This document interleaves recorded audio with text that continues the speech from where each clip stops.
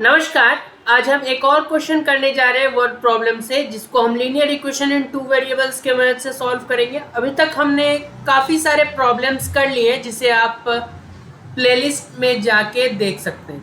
Type 1 पे हैं हम अभी, जिसमें हम मनी रिलेटेड प्रॉब्लम्स को देख रहे हैं। तो एक और टाइप का प्रॉब्लम है हमारे सामने। कुछ सिंपल इंटरेस्ट का यहाँ पे कॉन्सेप्ट लगेगा, जो कि आपने पिछले क्लासेस में पढ़ा होगा। A man invested an amount of 12%, an amount at 12% per annum simple interest, and another amount at 10% per annum simple interest.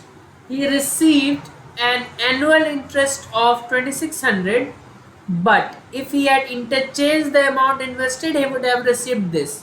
What amount did he invest at? कुछ अमाउंट को उसने 12% पर एनम के rate पे invest किया, कुछ amount को 10%। ठीक है, पहले केस में। दूसरे केस में उसने पलट दिया, मतलब जो 12% पे अमाउंट इन्वेस्ट किया था, वो अमाउंट 10% पे किया, और 10% वाला 12% पे। थोड़ा सा आपको हल्का सा मुश्किल लग रहा होगा अगर पीछे वाला आप भूल गए हो तो, लेकिन कुछ खास डिफिकल्टी होना नहीं चाहिए। हम मान लेंगे कि late the amount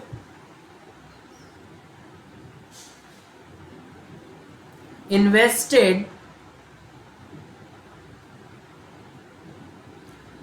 at 12% per annum per year, इसका मतलब होता है B rupees x, and the amount invested at 10% per annum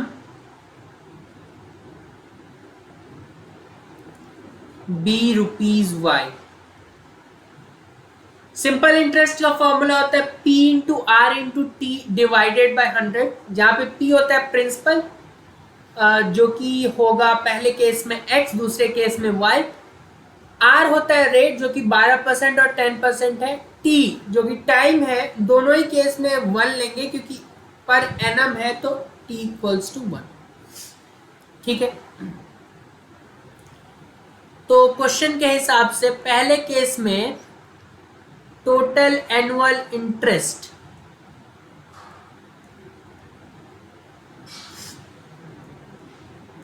क्या हो जाएगा?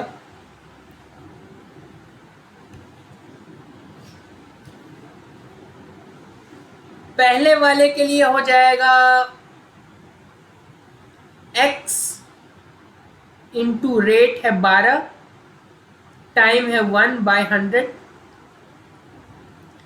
दूसरे वाले के लिए हो जाएगा y इंटू 10% रेट है, again that is also for 1 year, और 100। ये चीज गिवन कितना है? ये चीज गिवन है he received an annual interest of 2600। तो ये जो टोटल इंटरेस्ट हमने निकाला है, इसको 2600 से इक्वेट कर देंगे। तो 12x/100 plus 10y/100 equated to 2600। तो हमारे पास 12x प्लस 10y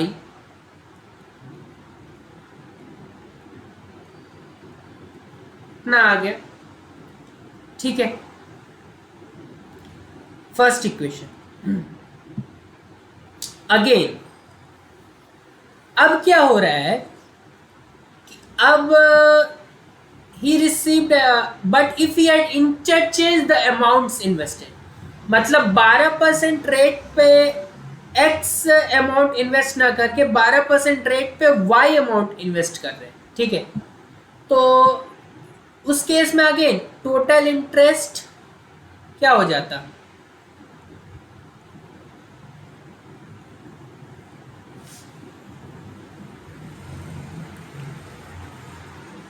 12% रेट पे y कर रहा है, तो y इंटू 12 इंटू 1/100, और इस बार 10% रेट पे x किया जा रहा है, उल्टा हो गया इससे, ठीक है। और ये आएगा कितना total interest, he would have received 140 less, 140 less मतलब पिछले बार 2600 आया था, 2600 से 140 कम आएगा इस बार, तो कितना आएगा 12y/100 प्लस 10x/100 और 2600 से 140 कम मतलब 2500 से 40 कम मतलब 2460।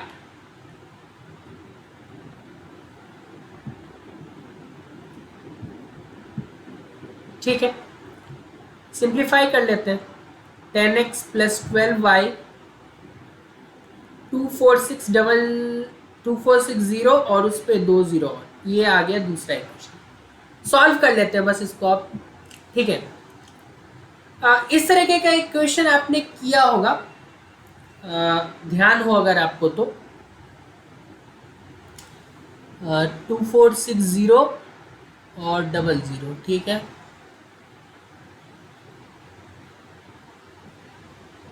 ठीक है, तो इस तरह के इक्वेशन करने का एक फंडा था कि अगर कोफिशिएंट्स इंटरचेंज हो x और y के, तो एक बार ऐड एक बार सब्ट्रैक्ट कर लो, तो कुछ हद तक सिंप्लीफाई हो जाता था। तो एक बार ऐड कर लेते दोनों को,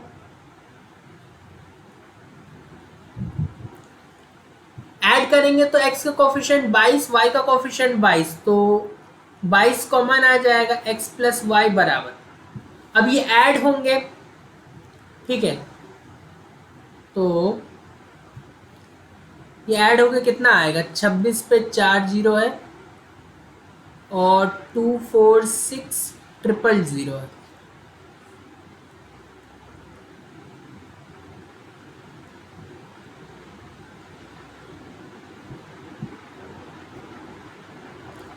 फाइव 06000। तो यहां से x प्लस वाई का वैल्यू क्या आ जाएगा, 506000 डिवाइडेड बाय 22।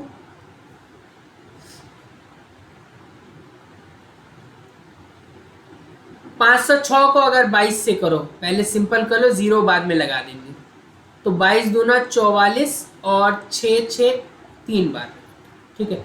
इतना चीज 3 बार में कट रहा है, एक्स्ट्रा 3 0 लगा दो, x प्लस वाई का वैल्यू हमारे पास 3000 आ गया। ये सिंपल इक्वेशन बन रहा है हमारा। एक बार सब्ट्रैक्ट कर लेते हैं। सब्ट्रैक्ट जब करेंगे तो 12x माइनस 10x, तो 2x आ जाएगा, माइनस 2y आएगा, तो 2 टाइम कॉमन आएगा, ये हम 1 माइनस 2 कर रहे हैं, ठीक है। तो 2 टाइम्स x माइनस वाई, ये कितना आ जाएगा,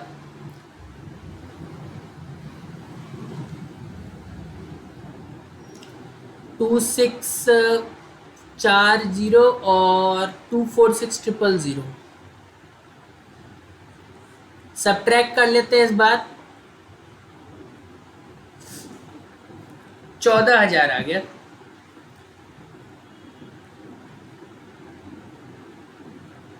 तो x माइनस वाई का वैल्यू 7000 आ जाएगा। चौथा इक्वेशन सिंप्लीफाई कर लो, बस ऐड कर लो, 3 प्लस 4 अगर तुम करोगे तो ऐड करने से y कैंसिल हो जाएगा, 2 टाइम्स x बराबर 7000 और 3000 10000, x का वैल्यू 5000 आ गया, इसको रख दो।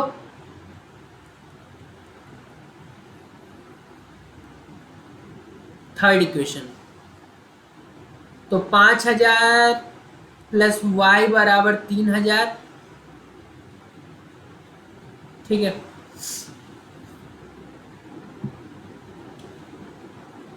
एक सेकेंड, निगेटिव क्यों आ रहा है,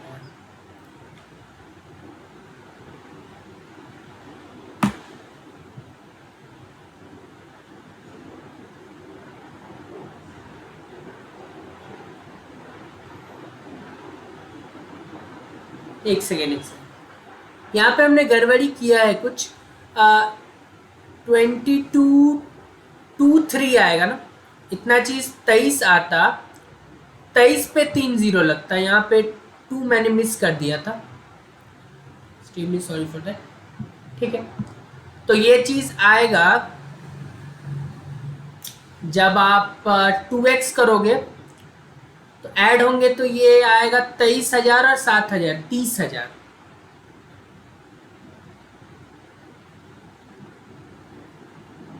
तो x आएगा 15,000। ठीक है, अब 5,000 प्लस y बराबर 23,000, तो y बराबर 23 माइनस 5 तो 18,000, ये आ गया y का वैल्यू। ठीक है, यहाँ पे हमने दो, ऐसा आप कंफ्यूज ना हो कि सेकंड केस में तो हमने उल्टा माना था कि 12% पे y अमाउंट इन्वेस्ट कर रहे हैं, वो नहीं, जो इनिशियल में हम माने रहते हैं उसी के हिसाब से फाइनल आंसर रिपोर्ट करना होता है। आगे आप नंबर वाले में देखेंगे कि हम यूनिट डिजिट और टेंस डिजिट रिवर्स करते हैं तो नंबर पलट जाता है, तो इस तरीके के क्वेश्चंस देखेंगे। अगेन वहां पे भी इसी पे जाएंगे जो इनिशियल आपने माना था। तो इनिशियल हमने माना था कि amount invested at 12% is x, तो लास्ट में हम उसी हिसाब से लिखेंगे, hence amount invested at 12% equals to rupees 15,000 and amount invested at 10% हो जाएगा 18,000। तो ये था क्वेश्चन, थोड़ा सा डिफिकल्ट बोलेंगे, पीछे का बेसिक्स रिवाइज हो गया, काम आ जाएगा कहीं ना कहीं आपको। ठीक है, एक ही तो फॉर्मूला था, simple interest equals to P into R into T by 100, और कॉन्सेप्ट जो आपने लीनियर इक्वेशन सॉल्व करते हुए वक्त समझा था कि अगर कोफिशिएंट्स इंटरचेंज हो, एक में x का कोफिशिएंट दूसरे में y का कोफिशिएंट है एंड वाइस वर्सा, तो आप एक बार ऐड एक बार सब्ट्रैक्ट कर ले। वो नहीं भी करते, डायरेक्ट भी एलिमिनेट करने की कोशिश करते, थोड़ा कैलकुलेशन लेंथी जाता पर वहाँ भी हो जाता, वहाँ ना ज़्यादा करने का जरूरत नहीं था, x plus y x minus y, लेकिन ये जब आप कर लेते तो और काम आपका आसान हो जाता है। ठीक है, तो आई होप आप प्लेलिस्ट देखेंगे और अलग अलग प्रॉब्लम्स को रिवाइज करते हुए आगे बढ़ेंगे। बहुत बहुत धन्यवाद।